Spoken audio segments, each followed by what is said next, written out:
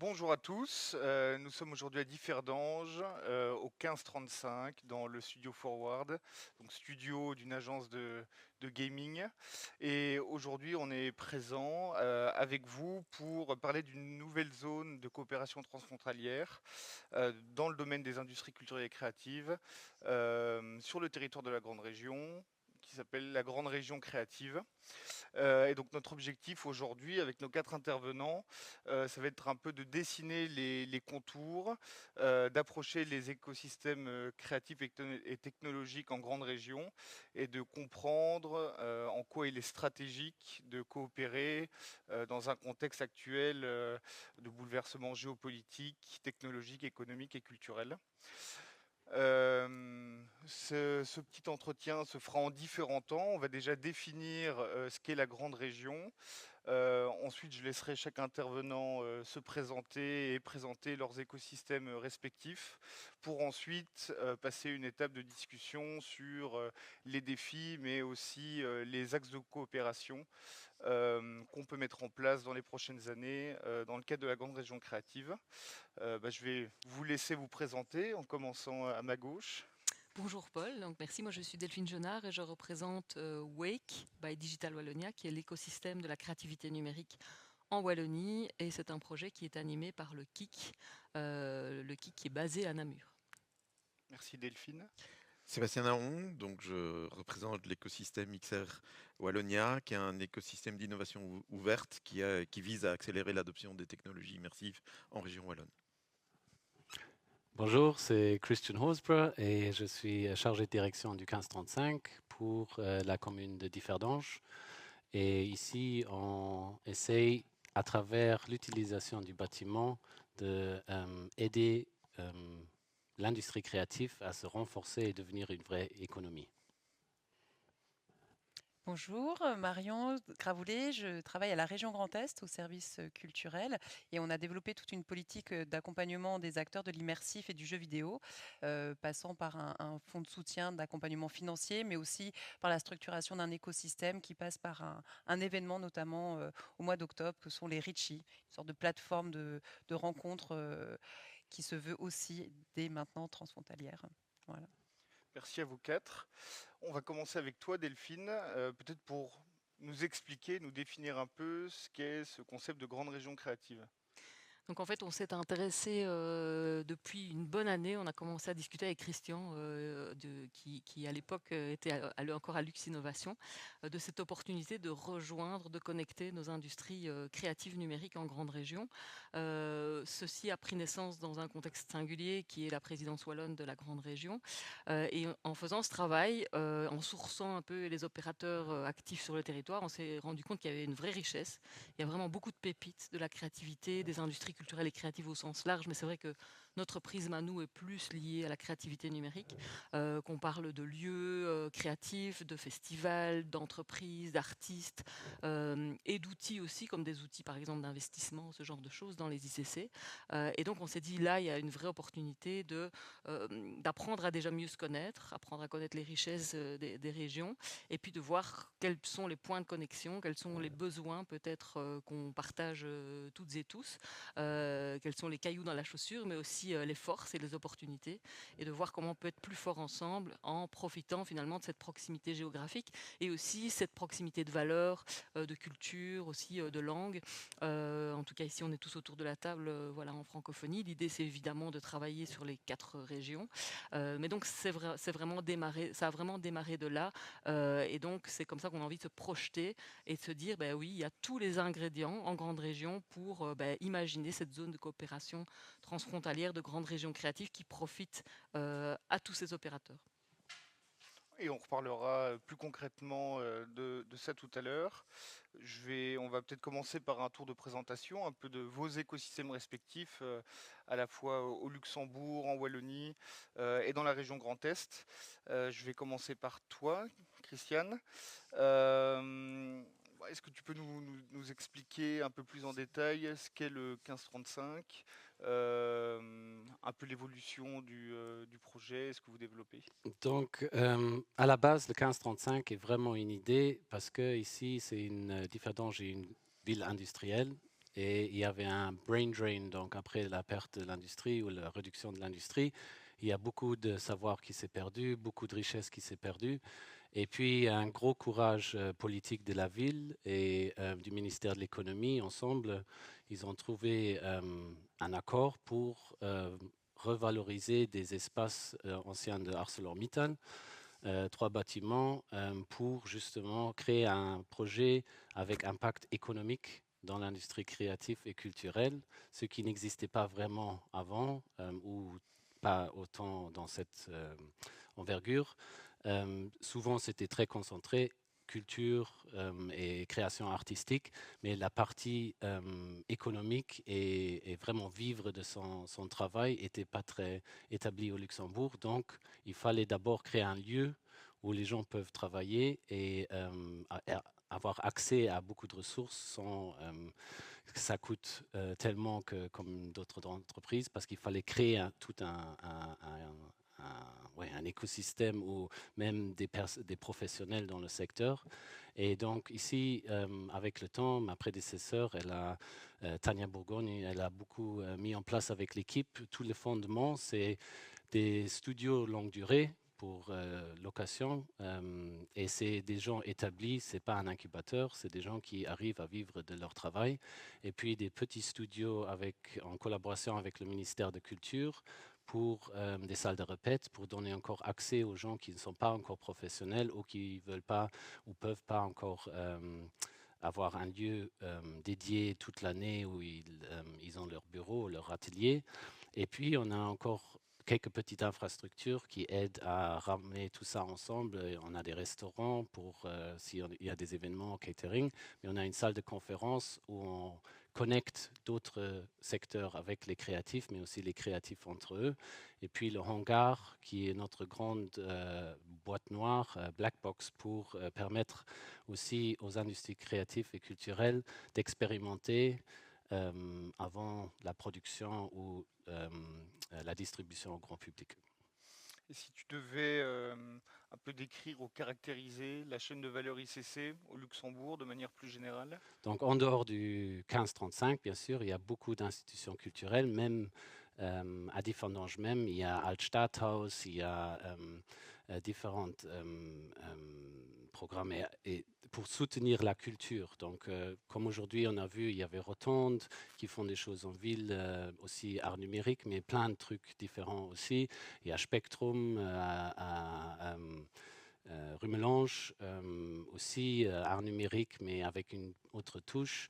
Et puis, il y a différents acteurs qui n'ont pas de lieu fixe, mais qui aident beaucoup l'industrie créative à travers des expos, des événements. Je donne l'exemple, comme on avait aujourd'hui aussi d'Electron. Mais voilà, je ne peux pas lister tout le monde de Luxembourg, mais il y a pas mal pour la culture, mais du côté économique, on manque encore de savoir, mais d'outils de financement aussi et de lieux. Donc nous, on est plein déjà, 16 000 mètres carrés sont remplis.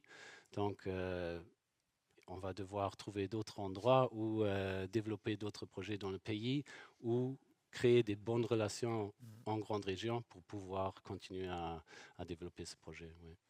En tout cas, la découverte du 1535 aujourd'hui était très inspirante. Merci. Et c'est un plaisir de voir un lieu comme ça qui réunit et fédère tout un écosystème. En parlant d'écosystème, je vais me tourner vers toi, Delphine. Est-ce que tu peux nous expliquer ce qu'est Wake? Oui, donc alors Wake, c'est une mission qui a été confiée au KIC par le gouvernement de la Wallonie, considérant qu'en fait en Wallonie, on se rend compte qu'il y a vraiment des opérateurs qui travaillent tous à développer le numérique d'un point de vue créatif, donc les technologies créatives qui vont agir à la fois dans de la création de services ou de produits qui sont liés notamment au divertissement, à la culture, aux arts, etc. Mais se rendre compte aussi que la manière dont on développe les technologies à cette fin peut avoir des effets, comme on dit, les effets spillover, des effets débord sur d'autres secteurs qui apparemment sont très éloignés de la culture, comme on peut penser à la mobilité, à la santé, à la formation. Et donc, le fait de pouvoir créer une entité Wake dans la stratégie territoriale Digital Wallonia, qui est la stratégie de développement numérique de la Wallonie. C'est très très comment dire, performant, puisque ça permet de réunir eh bien, toute une série d'opérateurs dont on n'aurait pas imaginé qu'ils étaient reliés. Et là-dedans, il y a vraiment une grande diversité, puisqu'on parle eh bien, d'universités, de centres de recherche, de lieux, d'entreprises, de studios. En Wallonie, on a des entreprises qui rayonnent partout dans le monde. On va parler de Dirty Monitor, par exemple, qui fait des vidéos mapping à la fois à Dubaï, au Caire. Et puis, on a à la fois des petits studios qui font plus vraiment du craft numérique, mais qui ont vraiment une belle pertinence.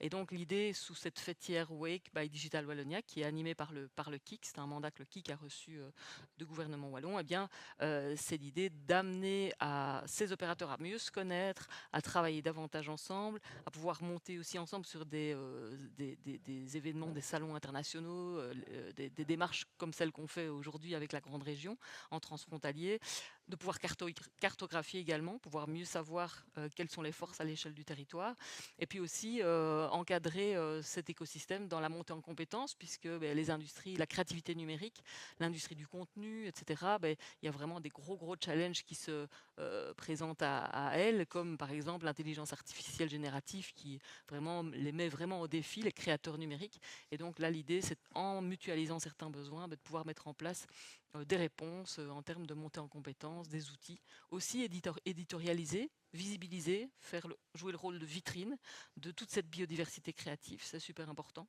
Donc voilà, ça c'est un peu le rôle qui a été confié au KIC avec Wake by Digital Wallonia, et de créer des ponts avec d'autres écosystèmes comme par exemple ITXR Wallonia, et puis évidemment en transfrontalier avec 1535, avec Grand Est. Voilà. Mais justement, la place du transfrontalier pour ce secteur-ci en Wallonie, elle est importante. Oui, mais vraiment, parce qu'en fait, on mène beaucoup d'actions à l'international avec nos entreprises et voilà, nos porteurs de projets. Mais c'est vrai que c'est un secteur qui est très fort représenté par des toutes petites entreprises, voire des porteurs de projets, des freelances. Et donc, quand on vient avec des opportunités d'export, par exemple avec les États-Unis ou le Japon, ça fait un peu peur, c'est un peu lointain. Par contre, le transfrontalier, c'est tout de suite beaucoup plus accessible. Et c'est vrai que quand on est venu avec cette proposition de grande région créative, on a senti tout de suite vraiment une très forte adhésion, une belle énergie. Je pense que c'est vraiment un degré d'internationalisation qui peut être perçu comme plus à la portée. Et donc, voilà, je pense qu'il faut travailler à la fois les grandes distances, mais aussi prendre la considération du tissu économique et de se dire que le transfrontalier, c'est déjà un premier levier de développement pour notre secteur. On va rester en Wallonie et on va parler euh, d'un autre écosystème, là qui est vraiment celui de la XR, et qui est porté par une initiative HITT XR Wallonia. Donc toi Sébastien, tu coordonnes cette initiative à l'international. Est-ce que tu peux nous expliquer en quelques mots en quoi consiste cette stratégie dans le secteur de la XR? Et donc c'est une idée post-Covid qui vient en fait de la Commission européenne qui a demandé aux régions de se spécialiser. Et la région wallonne donc a fait un appel à candidature dans une logique purement bottom-up en disant tiens l'écosystème comment vous voulez vous organiser. Et les acteurs de l'immersion sont dit on est occupé à rater, on a raté plein de trains et on est occupé à rater le train de l'immersion. Et donc on s'est dit bah tiens on va déposer une initiative. Et donc vraiment l'initiative c'est de dire oh, ok il y a des technologies qui sont matures dans l'industrie culturelle et créative, comment on peut transférer ces technologies matures dans l'industrie plus classique et s'organiser en écosystème d'innovation ouverte, c'est-à-dire rassembler toutes les universités belges francophones, les grands comptes, par exemple Deloitte Digital, des startups, par exemple Elion, mais également des acteurs qui sont demandeurs de solutions. Et donc là, des petites entreprises de moulins à aéro ou des grandes entreprises comme GlaxoSmithKline. Et de structurer cette chaîne de valeur pour accélérer tant l'adoption de la technologie, mais également la plus-value et la promotion à l'international. Et donc l'initiative est venue de ça. Et on a structuré l'écosystème, la région wallonne a dit banco, l'Europe a dit banco, et donc aujourd'hui, on est structuré dans cette communauté, cette chaîne de valeur pour justement promouvoir l'AXR. Alors, ça n'avait aucun sens si on n'adoptait pas également, on n'embarquait pas, pardon, tous les acteurs de la formation. Et donc là, les universités, les hautes écoles, mais également les centres de compétences sont également embarqués pour pouvoir fournir de la main-d'œuvre à cet écosystème en structuration et en développement. Donc l'idée vient de là. Et aujourd'hui, ce qui est magique et que j'essaye de rappeler, c'est souvent, c'est que en fait, on est une bande d'amis, de copains, on croit en notre truc, et donc on avance à une vitesse VV prime sur nos thématiques parce qu'il y a vraiment une culture de l'innovation agile.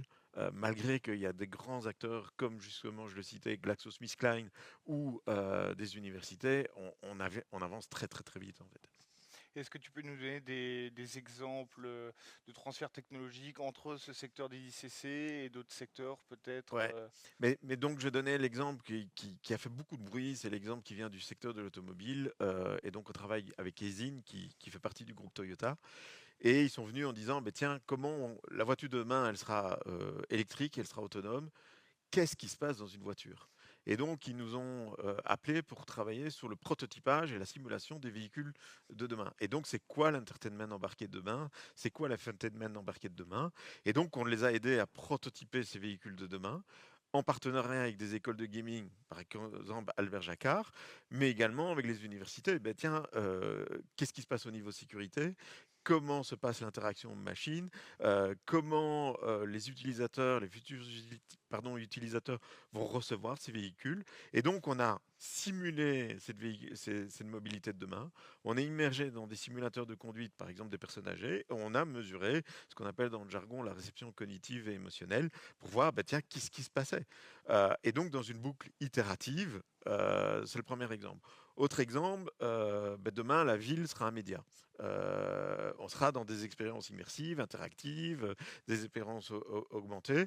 Et donc, on a déposé un projet avec des villes et des communes, avec l'agence du numérique, avec des universités, avec également l'union des villes et des communes pour voir comment on pouvait faire cette ville de demain interactive, immersive. Et donc là, on voit tous les potentiels. Ça va de l'urbanisme à l'aménagement du territoire, au tourisme, au journalisme, et la problématique des fake news est clairement là. Et donc, c'est typique des projets sur lesquels nous sommes.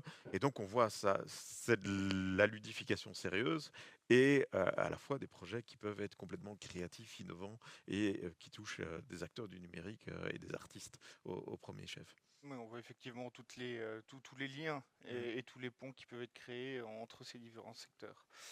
On se dirige vers le Grand Est.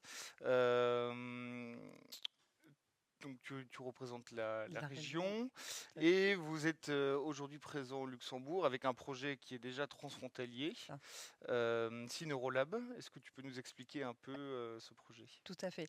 En fait, c'est vrai que sur le Grand Est, on embarque 2 territoires européens, à la fois la grande région qui nous réunit aujourd'hui, mais aussi tout un volet autour de la frontière avec le Rhin et Rhin supérieur. Et ce service industrie créative, au départ, était sur des questions de cinéma et de livres, avant d'embarquer le numérique, j'y viendrai. Et donc, une de nos premières actions autour du transfrontalier, c'était autour de la coproduction au niveau de tout ce périmètre. Donc, c'était l'audiovisuel et le cinéma.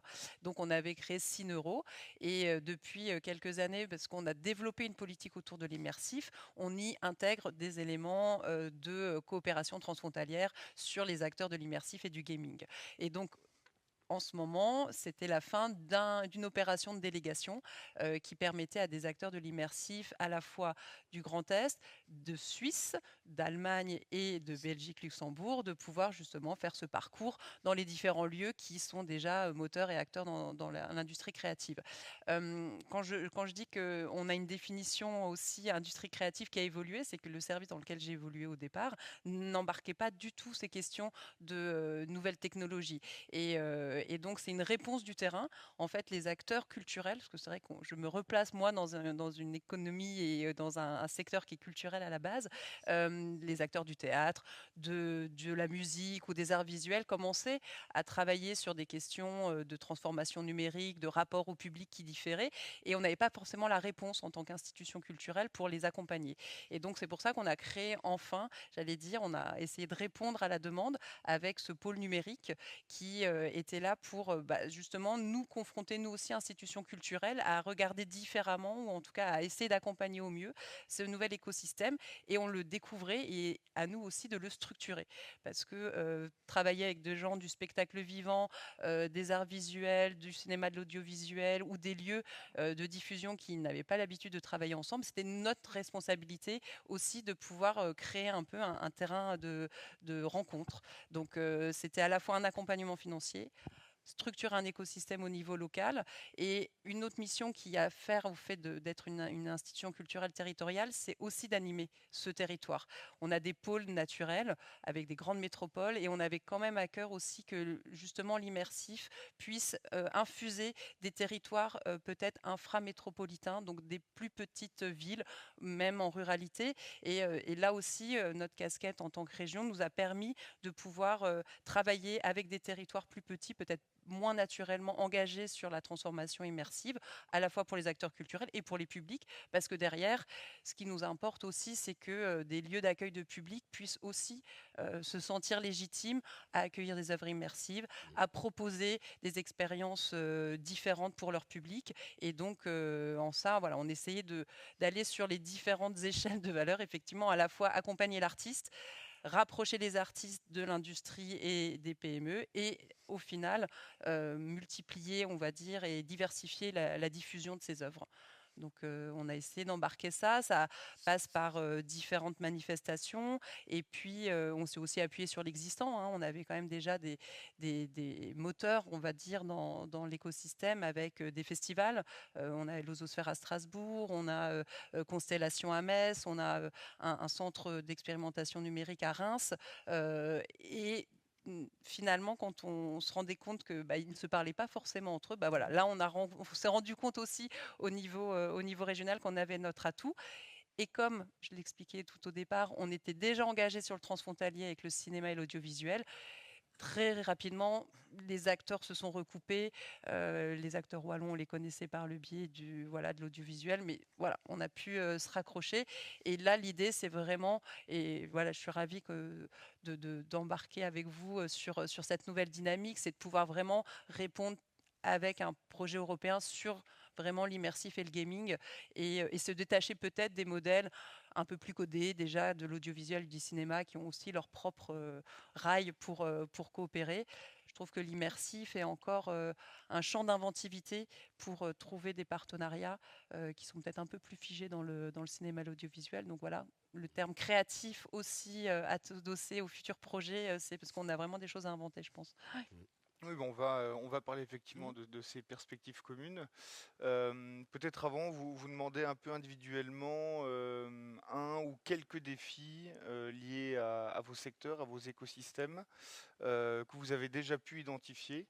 Dans un second temps, on pourra peut-être répondre via cette stratégie transnationale, transfrontalière.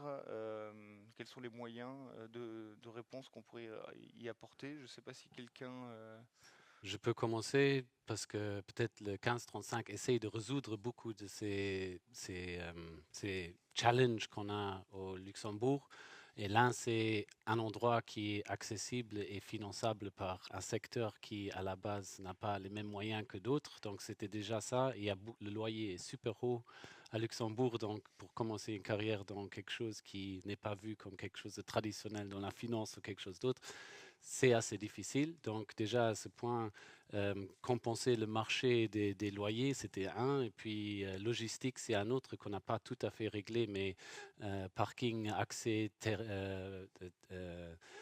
tout ça, avoir tout dans un même lieu où il y a une chaîne de valeur ensemble, où on peut travailler avec d'autres gens, on ne doit pas parcourir le pays. C'était encore quelque chose qui nous aidait dans un petit pays où on n'est pas très dense de population, d'avoir une certaine densité de l'industrie créative. Donc c'est un autre challenge. Et puis on est assez fragmenté et redondant. On a beaucoup d'institutions qui font la même chose ou similaire et on n'a pas évolué ensemble parce qu'il y avait des besoins partout dans le pays, mais pas vraiment un tout. Et je pense que le ministère de Culture maintenant commence à vraiment cerner toute la chaîne de valeur, même la technologie avec leur projet AI, même d'autres choses. Et l'export des choses qui sont produites au Luxembourg, c'était un autre problème parce qu'il y avait du financement pour la création, mais pas beaucoup pour la distribution.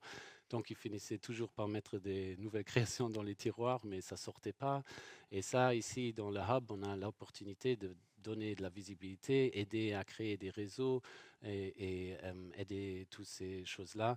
Et voilà, la fragmentation, je pense, ça, avec le temps, on essayera de résoudre avec un bon mapping, avec une bonne compréhension, qui fait quoi nationalement, mais au niveau national, mais aussi grande région. Et c'est pour ça c'est super cette connexion pour aussi voir, ben, on n'a pas ça au Luxembourg, mais on n'a pas besoin de le réinventer parce qu'il y a quelques kilomètres à côté, il y a une grande institution qui le fait avec des grandes populations déjà.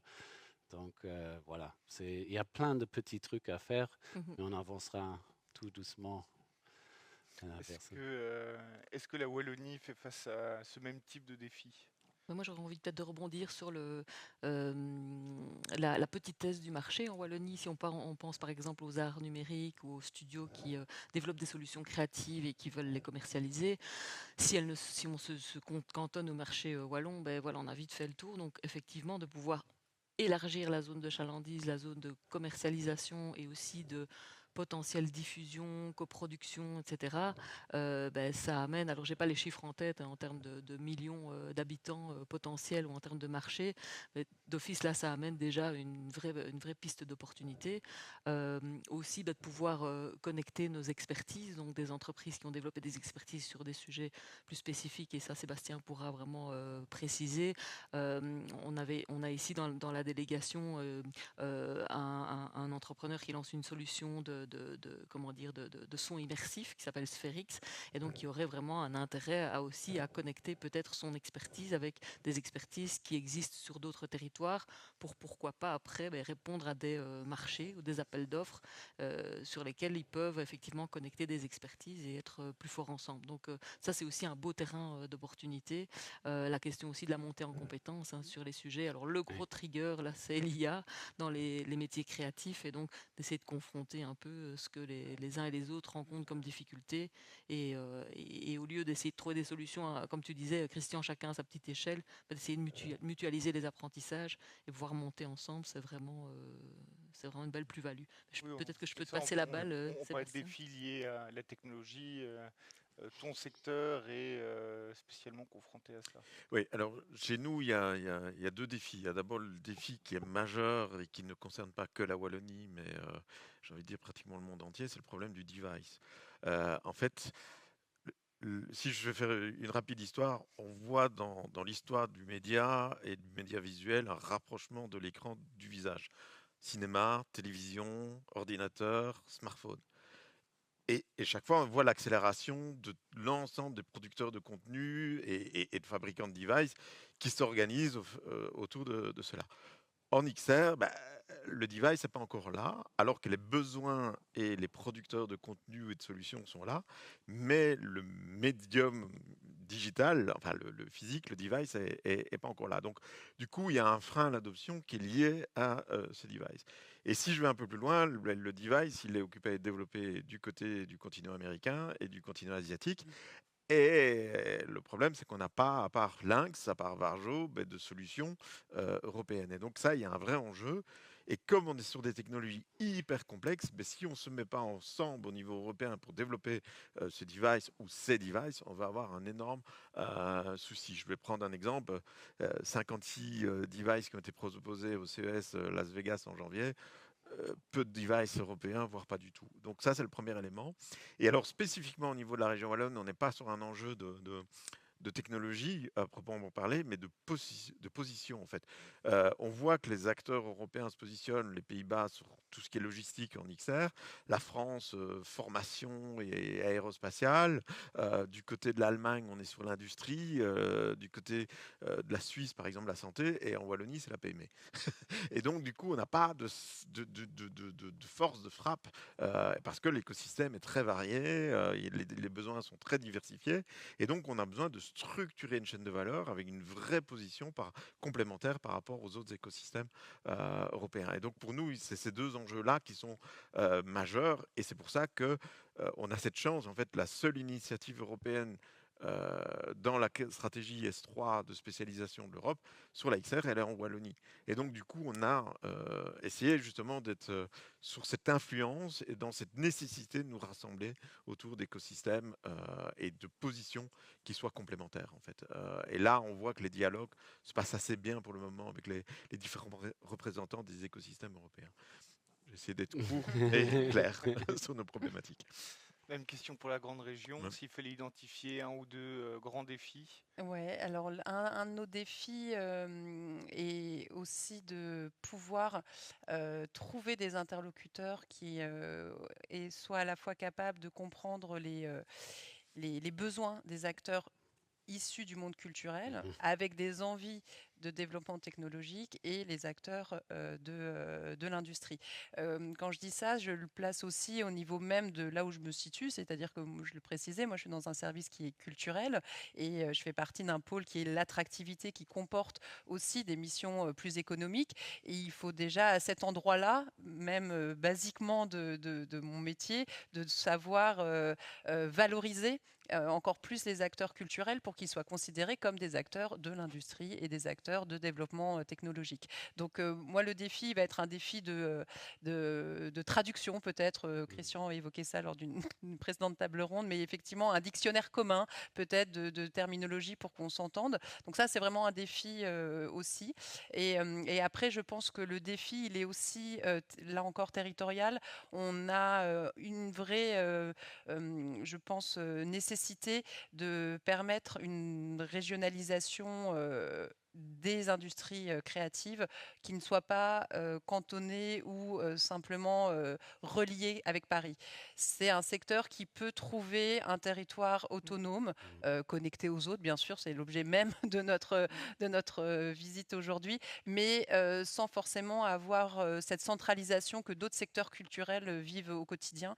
Donc pour moi, le défi est aussi de vraiment affirmer que sur ces actions-là, sur ces secteurs-là, on peut tout à fait avoir la chaîne de valeur complète sans forcément passer par les gros pôles que sont en tout cas sur les industries créatives Paris dans un premier temps. Donc voilà, et un peu les défis à relever, traduction et localisation. Alors, quelles sont les solutions, une fois ces défis ayant été posés, à laquelle peut répondre cette logique de communauté transfrontalière, grande région créative? Je peux commencer. En tout cas, nous, de toute façon, on a besoin de financement pour pouvoir développer. Dans notre secteur, les financements sont quand même très importants. Les régions sont quelque part, en tout cas en région wallonne, il y a vraiment les coupes budgétaires, il y a pratiquement un côté exsangue. Et donc, du coup, on n'a pas d'autre choix que de se solidifier en consortium pour aller déposer des projets européens à différents niveaux, que ce soit des projets dans ce qu'on appelle dans notre jargon de TRL assez basse, avec des vrais enjeux de recherche fondamentale et appliquée, comme des TRL assez hautes, avec une vraie opérationnalisation sur les marchés. Et là, moi, je suis un vrai fervent finalement de la diplomatie locale et interrégionale, parce qu'il y a une proximité culturelle qui fait qu'on se connaît assez bien, qu'on peut co-construire des choses et aller très très rapidement. Et l'enjeu de la rapidité, elle est là. Et donc, du coup, à la fois cet enjeu de recherche de fonds à un niveau européen et cet enjeu, en tout cas cette possibilité de discuter très rapidement d'enjeux communs, nous impose d'aller dans des dynamiques comme celle-ci d'interrégionalité et de projets en grande région. Première piste, consortium, recherche de fonds. Ouais. Quelqu'un veut évoquer Je vais peut-être ressortir un truc que mon équipe il entend tout le temps, 7 Habits of Highly Effective People, mais il y a vraiment l'effectivité, devenir plus effectif et moins essayer d'être efficient avec les moyens qu'on a, faire tout et tout faire. Effectivité veut dire qu'on trouve la bonne synergie et qu'on ne doit que faire ce qu'on fait bien. Et ça réduit beaucoup de risques, beaucoup de stress, beaucoup de tout ça. Et donc, je pense c'est inévitable qu'on fasse des réseaux comme ça et aussi humains. Donc, les connexions humaines pour accélérer les choses. Qu'on reçoit un mail de quelqu'un qu'on ne connaît pas, une institution qu'on ne connaît pas. Peut-être ça, c'est le mail que je regarde après. Et là, on a des bonnes relations. Donc, c'est maintenant, je dois le faire. On est en relation. Donc, ouais, la rapidité et la synergie, c'est oui, c'est seulement comme ça qu'on va réussir, surtout avec cette forte concurrence qui devient de plus en plus de l'extérieur. Voilà. Oui, là, on parle de mieux se connaître, de connaître les forces ou les faiblesses des différents écosystèmes dans des territoires différents. De ce point de vue-là, est-ce que vous identifiez un besoin de cartographier cet espace régional? Et si oui, par où commencer? Qu'est-ce qu'on peut mettre en place de ce point de vue-là? Oui, ça fait vraiment partie concrètement des prochaines étapes, je pense, qu'on va devoir mettre en œuvre. Alors, on a chacun à notre échelle déjà travaillé sur ces aspects de cartographie, donc on ne part pas du tout d'une page blanche. Donc, l'idée, c'est vraiment d'avoir une méthodologie qui nous permette de synchroniser nos informations, peut-être essayer de standardiser le process pour pouvoir commencer tout doucement. Alors, ça va être un work in progress de toute façon, mais commencer tout doucement à mettre ensemble nos informations. Mais c'est évidemment essentiel. On ne saura rien faire sans cette étape de cartographie. J'aurais envie de rajouter aussi quelque part une couche d'analyse, de pouvoir objectiver aussi le poids économique de nos secteurs. Oui. Donc d'abord le cartographier, et puis aussi se rendre compte de combien on pèse. Ça peut être aussi une manière de convaincre aussi à la fois des investisseurs, à la fois peut-être des décideurs politiques qui parfois ont peut-être un peu de difficulté à comprendre, à saisir vraiment le poids, le poids économique d'un secteur qui n'agit pas que uniquement à son endroit, mais qui a vraiment beaucoup de diffusion, de rayonnement sur plein de volets de l'économie. Donc ça, c'est aussi super important. Si je peux juste sauter dessus très rapidement, c'est le langage d'abord aussi, parce que on vient d'avoir la conversation aussi. Créatif, c'est pas de la même chose pour tout le monde. Culture, surtout pas. Culture et créativité, industrie ou pas, c'est un secteur.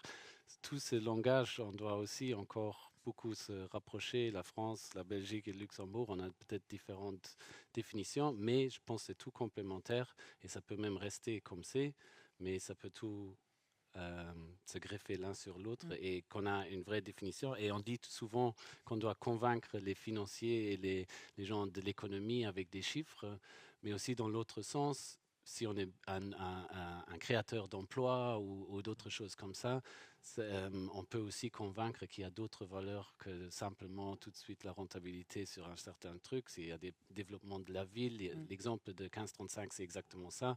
Je pense que personne n'aurait pris le risque si c'était que financier, mais maintenant on arrive à donner un argument financier parce qu'on fait presque la concurrence avec Arcelor, avec la rétention d'emplois.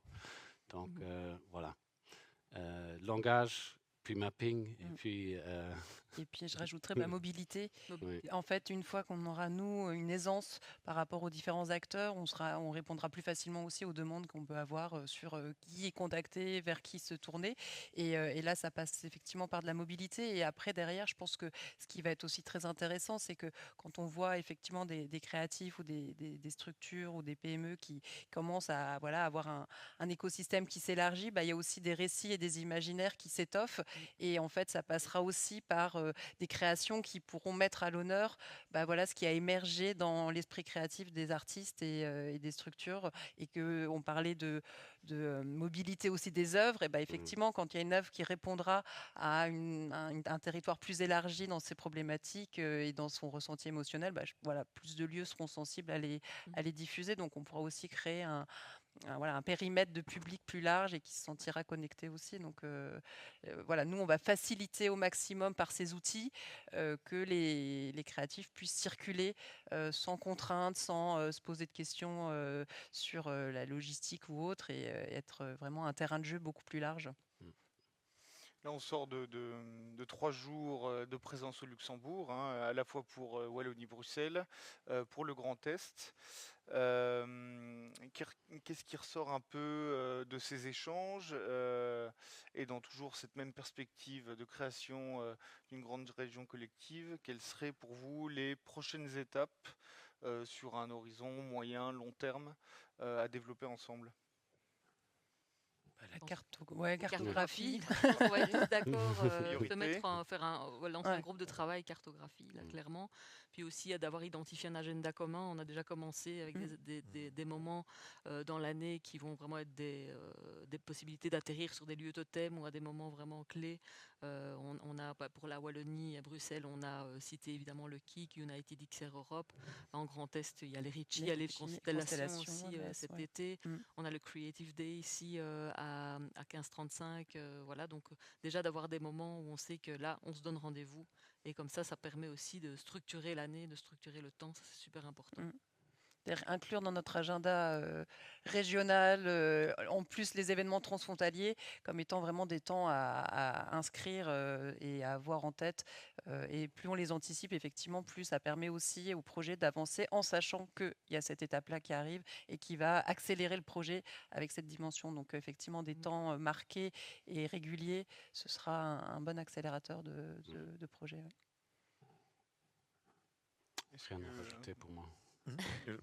Tout a été dit, Oui. en tout cas sur le sujet. Est-ce qu'on peut donner la parole au public Oui, c'est un truc que je trouve vraiment difficile au Luxembourg. On est un pays de financement et donc je voulais profiter un tout petit peu aussi de permettre un peu, parce que je ne suis pas expert dans ce domaine-là, mais il y a certains gens que je veux de plus en plus impliquer du secteur privé et d'autres entreprises pour pouvoir donner leur vision de l'extérieur un tout petit peu. Et on a eu la chance qu'il y a un monsieur qui était aussi ici toute la journée et pas vraiment du secteur créatif tout de suite, mais il a des connaissances un peu du secteur financier et j'aimerais bien lui permettre de donner un petit mot si c'est possible ou demander une question ou donner un peu un feedback sur qu'est-ce qu'il a vu aujourd'hui. Et oui, tu es d'accord, Adriano?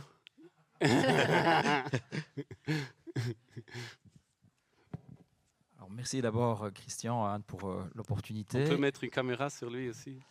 Et encore une fois, félicitations à la grande région, parce que je trouve que c'est une excellente initiative. On a besoin de développer ces synergies sur les industries créatives.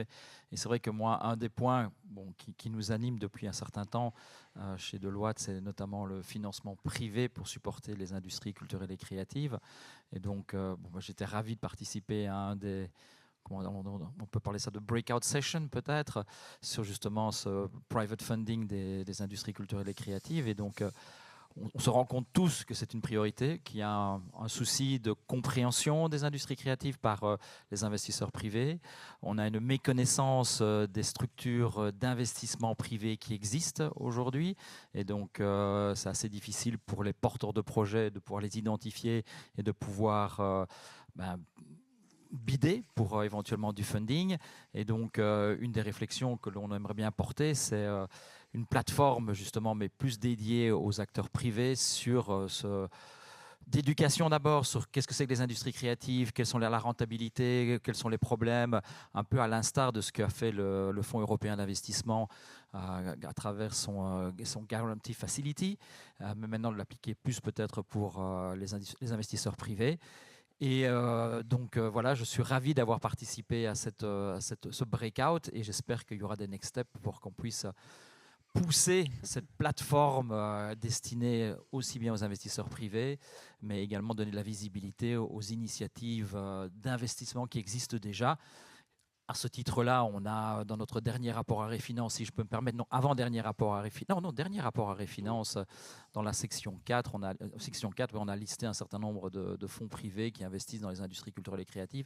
Et encore une fois, c'est ce souci de créer de la visibilité. Et donc voilà, je pense qu'il y a vraiment aussi, parmi tous les défis que vous avez mentionnés, ce besoin de visibilité sur la compréhension des industries créatives, de leur rentabilité, de voir où on peut trouver du financement et de permettre effectivement au privé d'investir beaucoup plus dans le secteur des industries créatives qui sont porteurs bien sûr de return économique, mais pas que ça, comme tu l'as mentionné, Christian. Et il faut cultiver, il faut développer ce langage et il faut traduire ça dans des termes que tout le monde comprend.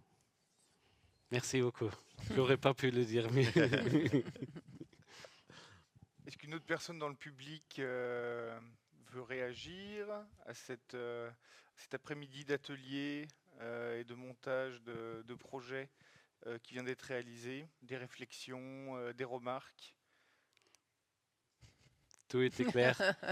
Bah, super. Mais on vous remercie déjà de votre participation aujourd'hui aussi. C'était génial. C'est peut-être rebondir justement sur l'énergie qu'on a sentie dans le groupe de travail, où, allez, en tant qu'animateur d'écosystème, parfois on vient avec des propositions et parfois on doit un peu convaincre.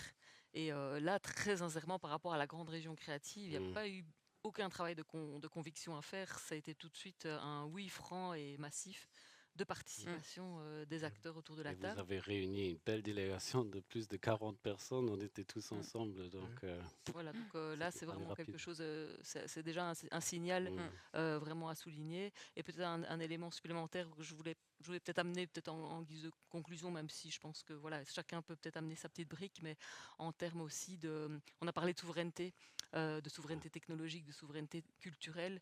On se rend compte que ce qu'on vit aujourd'hui, et dans ton introduction, Paul, tu y as fait appel, hein, donc toutes ces mutations et ces crises voilà, qui nous touchent vraiment de plus en plus près.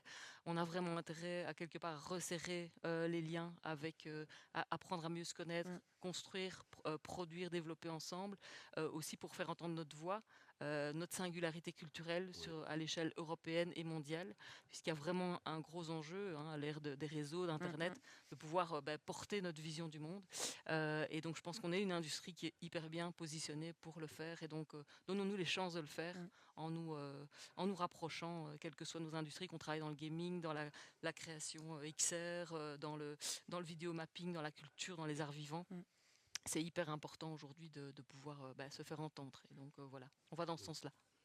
Oui, je rebondirais aussi sur le fait qu'il est parfois reproché qu'on propose des solutions qui seraient justement à mettre des gens dans des pratiques plus isolées parce que, voilà, effectivement, on parle d'écrans qui se rapprochent. Et alors, ce qu'on a vécu aujourd'hui et ce qu'on voit avec toutes les rencontres qu'on a pu faire, c'est que les gens ont besoin de se revoir. Et donc, finalement, on travaille sur des technologies dont on a l'impression qu'elles isolent, mais en fait, elles motivent encore plus les gens à se réunir, que ce soit les créateurs, ceux qui accompagnent, nous, voilà, nos réseaux un peu institutionnels, et surtout créer des grands temps pour le public. Donc je trouve qu'on recombine bien quand même ce qui est l'essence même d'outils qui rapprochent plus que nous éloigner ou nous isoler. Clairement. Je pense qu'on aura bien compris tous ces enjeux communs en partage d'expérience, en montée en compétences, montée en puissance au niveau européen. Pour conclure cet échange, peut-être chacun une réponse en une phrase. Quel sera votre engagement dans le cadre de cette construction de la grande région créative dans les prochains mois? Delphine?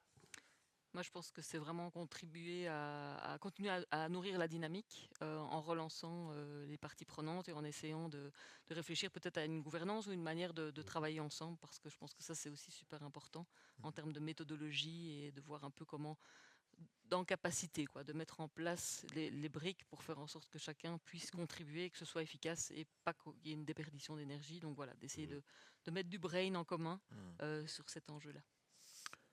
Moi, je serais sur les petits pas concrets, parce que c'est ça qui va permettre que justement l'énergie soit maintenue. C'est avançons ensemble de manière très rapide, pas très loin, mais où on voit que chaque step amène quelque chose de concret.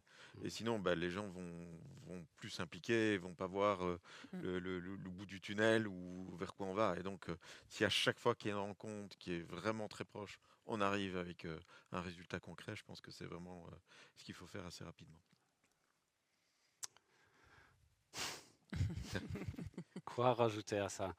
Non, nos prochaines étapes vont être surtout aussi de continuer à être un facilitateur de connexion. Donc, chaque fois qu'on a besoin d'accéder quelqu'un au Luxembourg, l'écosystème, on va ouvrir les portes, on va les motiver et on va permettre que c'est facile d'avoir un lieu, tout est là qu'on a besoin sur site. Donc, de faciliter ça et aussi mettre de l'argent pour aller voir les gens et aller chez eux et voilà, organiser un bus, prendre des créatifs d'ici, mais aussi des partenaires qui veulent potentiellement contribuer à cette création de grande région, mettre un peu d'argent, prendre un bus et aller voir les partenaires aussi sur leurs grands moments. Et moi, mon défi, ça va être d'élargir encore plus la grande région et que ceux qui naturellement étaient en lien avec ce territoire européen, embarquer ceux qui se sentent un peu plus éloignés, mais pour autant dans un territoire commun qu'est le Grand Est. Donc embarquer du sud de l'Alsace jusqu'aux frontières de l'Île-de-France pour que tout le monde considère que on dépasse justement cette aire géographique pour tous embarquer dans un projet commun. Embarquer les Allemands aussi. Oui, absolument. Oui, Tout à fait. ce serait une prochaine étape. Voilà. Merci à vous quatre. Une Merci graine à est vous. plantée. Longue vie à la grande région créative. Merci. Merci. Bravo. Merci.